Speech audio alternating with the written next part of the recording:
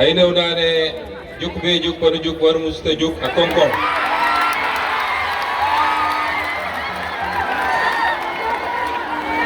ñeet ñeew fu yuulam quelques minutes parce que aujourd'hui tout le Sénégal,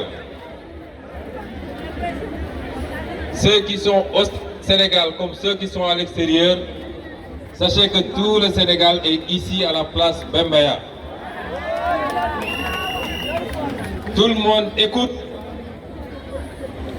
tout le monde suit le live ou bien les lives. Donc nous avons, comme Nimko waxee moom, un important message à délivrer. Et c'est pourquoi Yeewu rek dina ko waykun Iba Ndiaye Panouboma tout le monde ensemble. Vraiment. Yeah. Balaay commencer, je vais demander 1 minute de prière. J'ai pas dit 1 minute de silence. Le silence, il y a mieux, c'est la prière. Donc, une minute de prière pour les 6 victimes de la mine qui a sauté à Kandiadiou la semaine dernière. Ñu taxaw 1 minute ñaanal leen.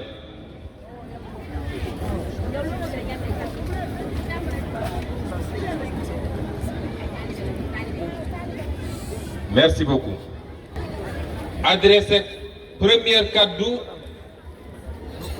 au président légal mais illégitime de la République du Sénégal, Karesobou. Yo. Bëgguma jaar ci turam.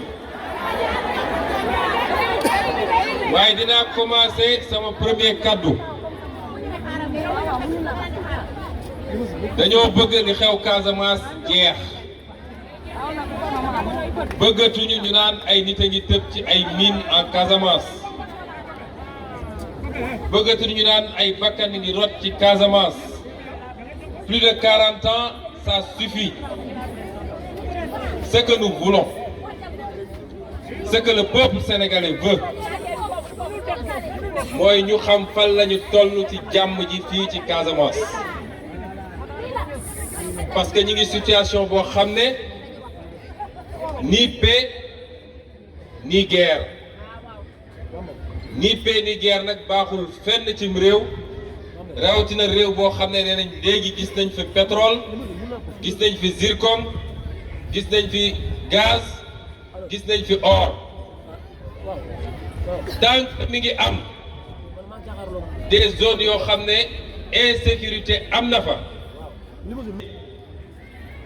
Parce que am na ci àdduna bi ñoo xam ne fu ñu ne réew mi am na potentiel ña ngay seet lu ñuy déstabiliser réew moom. Ce que nous voulons maintenant, c'est la paix définitive dans tout le Sénégal et en Casamance. Et pendant 40 ans, on nous a dit que c'est un dossier d'État. Pendant 40 ans, on a dit secret d'État. Ken waru cee wax. Même l'Assemblée nationale du Sénégal ne sait pas ce qui se passe. Mais France am nañu problème mu rébellion indépendantisme en Corse dañ koy débattre à l'Assemblée nationale française.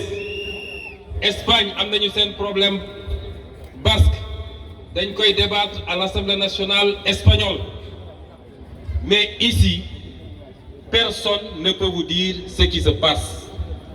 Le peuple a besoin de savoir, le peuple a le droit de savoir. Bu dee ñoom mënuñu ko régler ñu bàyyi le peuple jël responsabilité am parce que entre sénégalais bu ñu dajee toog waxtaan juboo définitivement.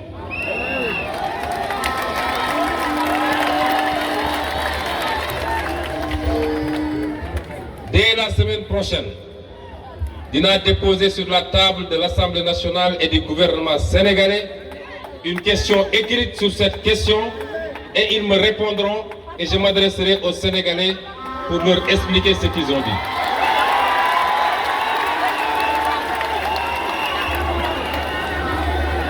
Loolu introduction la woon. J'appelle tout le peuple sénégalais, du Fouta à Casamance, de Dakar à Tambacounda, la diaspora, kilifa diine yi ak diine bu munti doon. Cette affaire doit prendre fin pour le bonheur du Sénégal et des Sénégalais et pour le bonheur des Casamançais qui ont payé un lourd tribut. Na ci ñëpp dox liñ ci war a dox parce que mbir mi rek dafa am lu ne ci suuf mooy dafa am ñu ciy dund di ci nekk ay milliards et ils veulent pas que ça se termine. loolu rek moo fi nekk seen yoon newul si am na ay bakkan yuy faatu, c'est pas leur problème. C'est des marchands de la mort qui encaissent énormément d'argent bëgguñu jàmm ñëw parce que dootuñu jaay arme, parce que dootuñu jël ay valises naan maa ngi joxe ji, et c'est ça la vérité. On en a marre, il faut que ça se termine.